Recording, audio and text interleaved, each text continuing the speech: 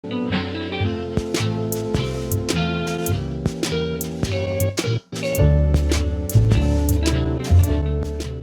everybody, welcome back to Pixel World's Unpopular Opinions. This is the series where I go through your unpopular opinions about the game, and I basically discuss them and give my take on them. So let's get right into it. Alright, so first of all, from Martin Tillman, he says, buying familiars from Pixel World's exchange is dangerous because the familiars there cost more than they do in trading worlds. Plus, they are often named, which also cuts off the value, and you might accidentally buy one with a name, not even noticing it. The name could also be inappropriate in language, and you could get banned for just getting scammed in Pixel World's exchange with buying a pet that was named with inappropriate words. This is interesting. I haven't really thought about inappropriate names in pets. I think even my cousin has inappropriate pet names for his pets, not familiars. But yeah, this is interesting. I haven't seen anyone get banned for inappropriate words, but for their pets or familiars, but I'm sure it happens. This is interesting. I don't think buying familiars should be off the table completely. Maybe they should do a more refined system where, I mean, I'm sure you can already see if the pet's named on the Pixel World Exchange machine, because obviously if it's already named, it's at less value, so they should have already been tracking that on the Pixel World Exchange machine. But if that's not the case, then they should definitely consider that. And also, I think there should just be some auto ban system with names, you know? I think that should already be in place, just like the chatting feature. If you try to name a pet an inappropriate name, then it'll just stop you from doing that, kind of like entering the world Hitler or whatever. So, yeah, I don't think it should be off the table, like I've said, but is it dangerous? Potentially. But is it really that big of an issue? I don't think so. I think you should just stick to buying familiars in trading worlds. Alright, Mutmix says there are way too many people asking for donations. I think donations is just sort of something you have to get past. If someone asks you for a donation, you should probably just ignore them. I think that's best. Because if you acknowledge them, then you just waste so much time. Just ignore people that are asking for donations. What do I think about donations? I think they're fine. I mean, it's just a video game. You don't really need to be donated anything, especially if you got scammed. That's your own fault if you get scammed. Unless you're hacked, but then again, that's sort of still your own fault, because either you shared your password or had a really simple password, so that's really nobody else's fault except yours. But yeah, I just don't think donations... Well, I mean, obviously donations should happen. That's why they brought the donation boxes. But I just think if you're asked for a donation, just ignore it. Do I think there's too many people asking for donations? It doesn't really matter. That's kind of irrelevant. I think donations in general, though, you should just ignore if you're asked. Parkour._PW4 says, is fishing too overpowered? Well, the point is to have an opinion, so you can't really ask a question. But if you're saying fishing is too overpowered, then that's an opinion. But let's say that, for example, he said fishing is too overpowered.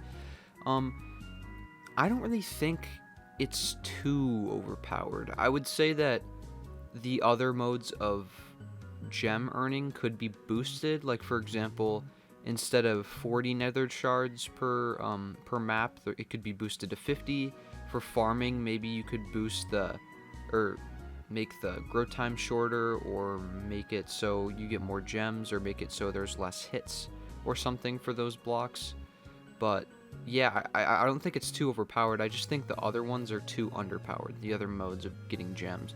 I think if they make mining, if they bring out mining and then balance all the other ones, I think that would be a really good place in Pixel Worlds right now. But I think fishing overall is probably the most powerful method of getting gems, if that's what you mean. SecuraGaming.ig says Dark Lock is useless. I agree. It's about as useful as placing a platinum lock in a world. Like, there's really no point other to use it as currency. Dark Locks are worth about 2 world locks, I believe, but they're actually, I think, 28,000 gems and locked behind VIP if you buy it from a shop, which just doesn't make any sense.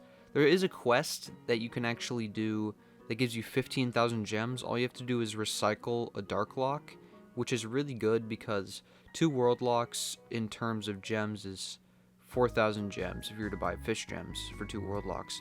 But if you just buy a dark lock for 2 world locks and then turn it into the quest, you get 15,000, which is what, almost 4 times the value. So you should definitely save your dark locks if you get that quest, because it's really powerful. But other than that, dark locks are just useless, and yeah, they shouldn't have really been put into the game in my opinion. Pay to play is just another form for casino. This is interesting. I kind of touched on this in my video yesterday, but there's multiple types of pay to play. Like parkour isn't really casino, but yeah, illegal pay to play is definitely just a casino. It's just gambling. There's a lot of kids in this game and they don't really understand, when to stop, I guess, in that case, or to not gamble in the first place. It's in the rules not to gamble, but they just don't understand, I think. And is it another form of casino? Yeah, I mean it is casino. That's literally what pay to play is. If it's not a skill based pay to play, then it's a casino essentially. Backy_UpPW says fishing should be nerfed. People AFK fish a lot and it's too OP. You can't really AFK fish because you kind of need to catch the fish, so you can't be away from keyboard by definition. But I think fishing is really easy. You can just watch a YouTube video or watch a movie or something, listen to music and just fish, because it doesn't take up a lot of attention as Nether does. You need to be there 100% of the time to earn all possible gems. What else? Farming. You can AFK farm, that's for sure, but AFK fishing you can't really do. You can like semi AFK fish, I guess, but I think that's a perk of farming, that you can just AFK farm. But that's actually a good point. I think Nether should be buffed in that case, because you can auto farm, farming blocks, so that's fine, that's stable. You can semi farm fishing, but you have to fully focus Nether, and I think that's why it should be buffed a lot, because something that you need to put full attention on should definitely be something with a higher reward. Yeah, I guess that's about it. Should fishing be nerfed? I don't think so. I think the other forms of farming should be buffed, especially considering that gems aren't that valuable anyway anymore. If they nerfed fishing, then that would make gems more valuable, and I think that's just going to screw up everything, at least in my opinion. But yeah, I just don't think that fishing needs to be nerfed, honestly. MultiPW says Pixelworld's publishing too many EXP items, expensive items, and kind of hard for new players to get. I disagree. I think there needs to be a lot of expensive items in the game that aren't limited, keep in mind, for an end goal. I think there should be more mid-tier items too, though, like things that are 30, 40, 50 world locks, because it's kind of like there's the items that are like 3 world locks, and then it all the way jumps to like a platinum lock plus, which is just kind of annoying because there's not a lot to jump to. And VIP items are unstable. They're constantly adding limited things to the game, which kind of screws with the economy, and like you say, kind of hard for new players to get. Once they understand their way to profit, there's so many ways to profit in this game, I'm not even going to list them off. You can kind of get rich pretty quickly. I don't think it would be kind of hard for new players to get. I think that's the beauty of cross-breedables, though. You can get a lot of cool items that are actually pretty cheap. But other than that, yeah, I just don't think that they're publishing too many. I think we need more expensive items, actually. Daisy Sue 98 says, I don't play it. Jumbie.pw says Pixel Worlds is way too confusing for new players. I disagree, because most of the new players, like 70% of the new players, are coming from Growtopia, and 30% of the other players are just players that, are already existing Pixel Worlds players are getting their friends to play, and their friends are the new players. So then these already existing Pixel Worlds players just teach them the ropes of everything. So it's not really that confusing. I think if it's a completely new player that's one, new to the genre, has no one to help them, I think it may be too confusing. Yes, because there's just not enough that it shows you in the tutorial. It doesn't help you understand hoarding or the economy. It doesn't really teach you about any events. It doesn't even teach you about fishing, really, because you kind of have to learn that through quests, which is kind of obscure. You mostly have to look up on YouTube and find out how to, earn world locks the fastest and gems and all this, which is great for us, but it's just really not good for a game where you have to look everything up on how to play the game in the first place. That's kind of a mess. I think there should be a lot more explained in the game as opposed to having to look everything up. I mean, there's other games like that. I think Five Nights at Freddy's 2, if you weren't already aware of the mechanics of that game, I don't really remember what it's called, but for lack of a better phrase, throw things at a wall and see what sticks. You kind of have to keep testing out different methods of how to play the game until you find what sticks. For example, I just profit by fishing and getting gems. I mean, I guess I'm not really profiting, but I kind of boost my account's wealth in a sense by just fishing, and that's, you kind of have to figure out your method of how you want to do it. Some people mass produce, and that's how they find out how to play the game. I mean, there's so many different ways to play the game that it's kind of, maybe it's too confusing because there's so many different ways that aren't explained. But yeah, I guess I agree. If you're a completely new player to the genre, no one to help you, it is too confusing, and I think there should be more in the tutorial. LawLulPW says the game gets boring when there's no events or new updates. I agree. I think building worlds is a lot of fun. Meanwhile, between updates and events and stuff. But other than that, there's really not a ton to do besides grind and get stuff for the next update, which kind of takes away from the experiences. It's all just grinding, really, which, yeah, it does get a little bit boring. But like I said, you kind of need to find out what to do meanwhile. I mean, right now I'm just kind of collecting a bunch of sets for an upcoming series potentially. I'm not really sure how it's going to work out yet, but I'm just collecting a bunch of sets right now, which is kind of fun. Profiting off the Pixelworld's exchange machine and then buying a bunch of stuff off of there. That's kind of fun, but other than that, there's really not a lot to do in the game right now, really. Vanpixels.art says, Jake is a quite lazy content creator. There's a kind of a different way you have to look at this. Jake's game developer, community manager, streamer and content creator. Sure, he hasn't made a lot of content, but you have to realize he was developing content for the game as well as being a community manager and streaming and making content. That's not very common for any game company ever. So you kind of have to realize that he's handling a lot of different jobs. He's got a lot of eggs in... Wait, what's the phrase? I don't really know. Whatever. You know what I mean. So, when he's handling all these different jobs, you can't really blame him for not making content. And that's probably why he's been on a break. He's just been so busy and he just wants to take a break from all of it.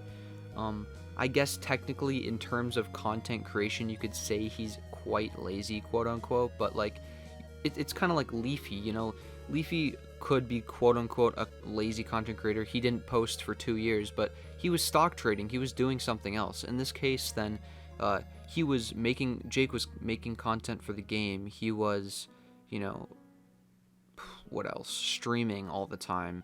He was doing a lot that wasn't content creating. So in terms of being a content creator, maybe he was lazy, but I've been a lazy content creator. I didn't make content for a year. So I think yeah, I guess technically you're right, but he's had a lot of eggs in different baskets recently, so I don't think that's really a correct claim to make, but yeah, I guess. Kalamaja_salesman, sorry if I said that incorrectly. He says BBB is still the best farmable. I don't think it was ever the best farmable except for beta, because right when the platformer booster hit in May 2017, spike bombs were instantly the best farmable in the game, and they still are in my opinion. Especially during the farming event, you get 1 day grow time pretty much for spike bombs, which is just crazy. BBB, the best farmable, Yeah, I don't think so.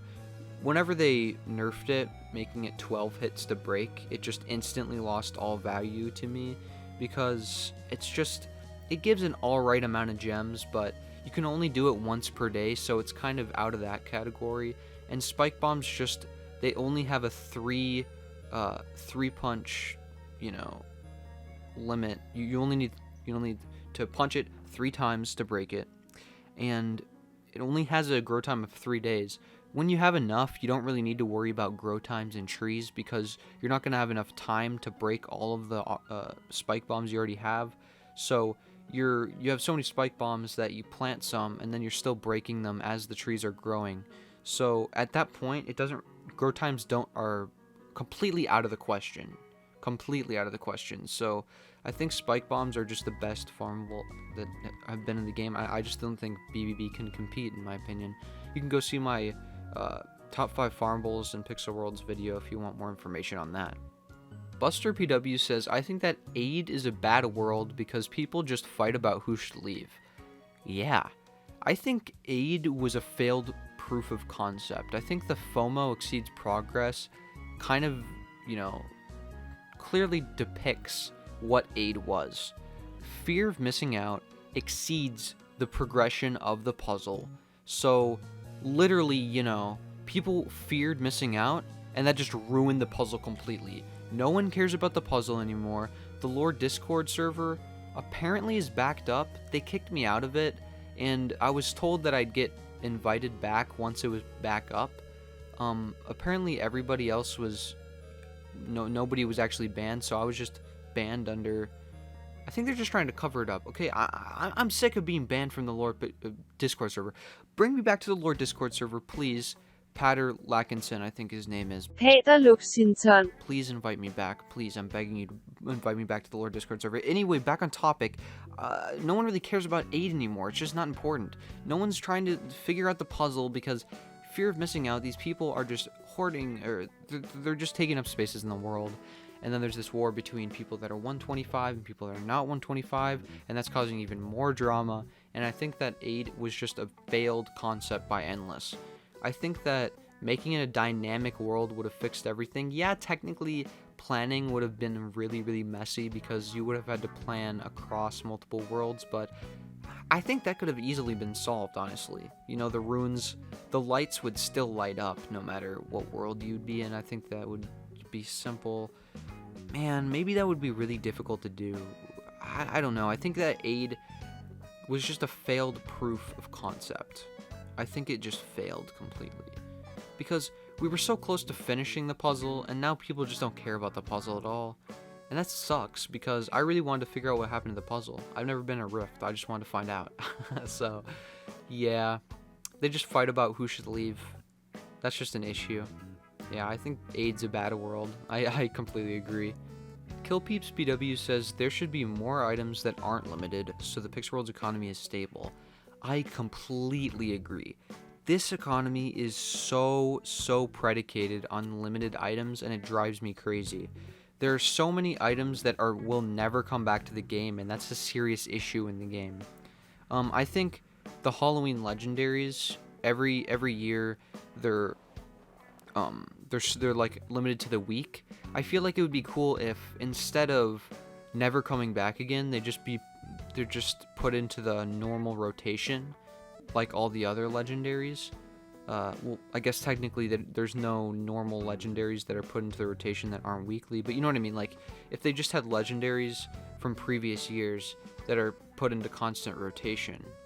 And I think that would be really positive for the game, because then, there's all these event items that are never coming back to the game ever again. And we have hundreds of items, probably, 300, 400 items that are never going to come back to the game ever again in eternity. And that's just an issue, because then the players control the economy 100%, which is just an issue because this community is kind of small, so one person can just hoard as many items as they want, and if there's no one to tell them what's being hoarded, they'll just listen because they're getting a good deal on an item, obviously. So then their item's going to be hoarded, and then one person just gets super rich off of one item by hoarding it because there's so few of them in the game.